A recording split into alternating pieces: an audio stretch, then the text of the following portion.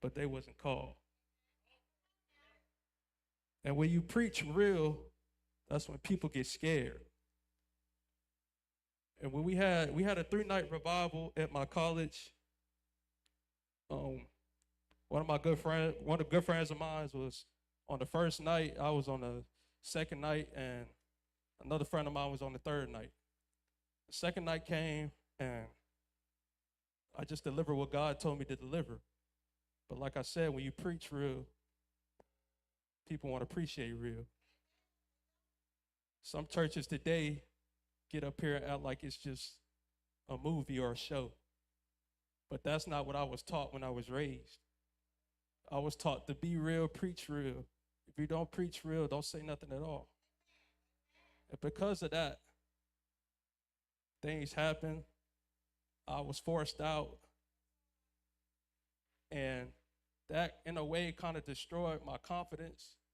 But God showed me that I'm in a season where He's developing me, and that now that I see how the devil works, I'm going to take you out and put you in a different place. And when I was gone, the hand of God was moving, because I said, if people preach real, they'll follow you. The church at the time was losing people, and things weren't going the way the pastor wanted it to go.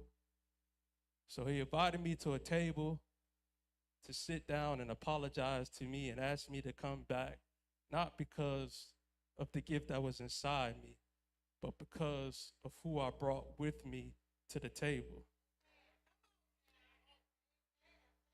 And at that moment of time, I just sit there and I laughed and I said, respectfully, God has me on my own path.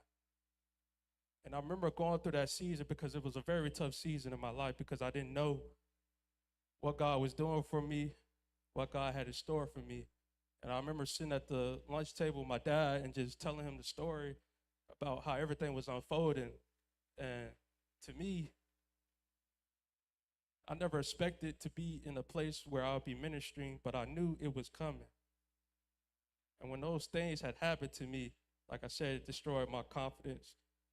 It put me in a dark place. I didn't know really what was the next step, but God was always giving me vision, vision, vision, vision. Align yourself with the vision. My dad's words, "dare to be different," was always coming to my mind in my college dorm rooms. I never told my parents that. I never was calling them to tell them that. I was trying to be a man and handle things on my own, and just be in that room with God and just allow Him to move me. And God just one day told me that, you know, that was a test. And right now I'm going to sit you down to develop you until it's your time to come back. That was 2021. I was 20 years old. 5 years later, I'm 25, and I'm back to where God has had me. And during those years, I didn't complain. Like I said, I had my moments questioning God, like, what's next? What do I do? Everybody's prophesying over me. Everybody sees that I have the gift in me. Everybody knows I have the gift in me. But God, why am I not fulfilling the gift that you have given me? But He told me that I have to develop you, and I'm going to put you in different places so you can see things, you can learn things, and you could grow from. So when I came back from college, I was playing drums at different churches, and all the churches, I was probably there for maybe a month or so before something happened to where I just was moving on to the next. Then moving on to the next, then moving on to the next. And the church I was playing for before I came here had a 9 o'clock service to 10, and it was convenient for me to go to that church and come here. And to one day, the pastor said, "Oh, we're changing our service time to 10:30." And I said, "Well, I have another church I'm playing for at 11, and He told me, well, just go pray and, you decide what you want to do. And I prayed, I talked to God, and he told me to stay here. And last Sunday, when Pastor asked me the question, like, why you're here, and she said, don't answer it. But I'm going to answer it today because I aligned myself with the vision. I aligned myself with what she was doing. She preaches real. She gives it to you real. She don't sugarcoat it. And she reminds me a lot of my grandmother, God rest her soul, that I grew up under because she was the exact same way. And when I was attending, I started seeing that I knew that I had a purpose here and that it was going to come to fruition in due time. And when she asked me to speak, jokingly in the back of my head, I thought she was playing. But that next week, God was talking to me about vision. He was giving me a line of the vision. He was giving me a line of the vision, a line of the vision. I sat there and I studied and I got my notes together. And like I said, God's plans come through to fruition when you allow him to develop you and you allow him to, lead you down the path that you were meant to be for. My fourth point is alignment brings clarity. Confusion often comes when we are divided between God's will and our flesh. But when you truly align with God, peace replaces confusion, purpose replaces wandering, discipline replaces distraction. Alignment does not mean life becomes easy. It means your spirit becomes anchored. Storms may still come, but alignment gives stability. When a car's wheels are out of alignment, the ride becomes difficult. Likewise, when our spirit is out of alignment with God, life begins pulling us in unhealthy directions.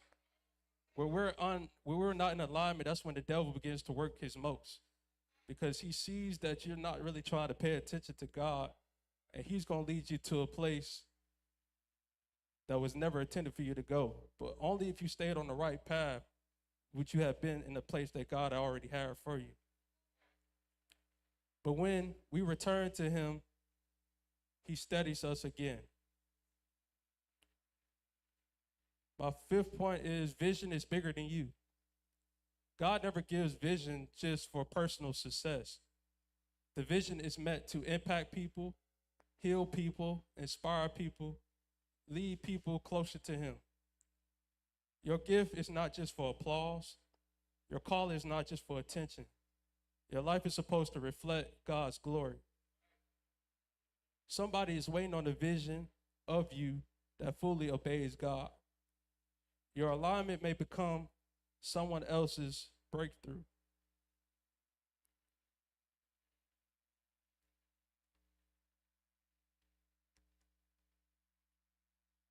Last night I was studying and I was on TikTok and a lot of these things was coming up. One video came up and I was watching it and I couldn't fully understand what he was talking about. But as I, closed TikTok and got back to studying, God gave me a revelation about the vision. Jesus had 12 close men to him. One sold him out, one doubted him, and one denied him 3 times. But Jesus still got the job done. He still completed the mission. Us as people are letting the betrayal of one person stop us from doing what God has called us to do and align it with the vision. Jesus didn't quit your talent. He is asking for your alignment to the new incoming freshmen, just so they can stay covered and, stay blessed and stay inspired about what was getting ready to come. And during that time, he gave me to speak on vision. Before I went to college, I went to college, Langston University, Oklahoma, um, 12 hours away. I didn't know nothing about Langston, didn't know nothing about Oklahoma for real. But I was auditioning for different bands, and we was downtown. They had about 5 different directors from different schools: Jackson State, Southern, Bethune Cookman, Langston University. When he got there, he had about 42 band students in the band at the time, which is low for a college band. Um, he told me that I'm out recruiting. I got this vision of where I want the program to go, where I want the program to be, and I want you to be a part of that. And I went home and I thought about it, and I said, this is where I want to go. I knew my mom wanted me to stay in state, but I wanted to go out of state. Because not only did I believe in the vision of his program, but I knew it was some things for me to do out there. And when I got the band camp as a freshman, my class was 150 people that he recruited in the band. So he recruited 150 plus 40 people he had already. So we was marching about 200 people. And when I seen that, I was like, okay, God is working. We get through my first year, then COVID happens. We come back. He ends up recruiting at least 150 more. Now the band is at 250, close to 300, going into 2021. We go in the band camp.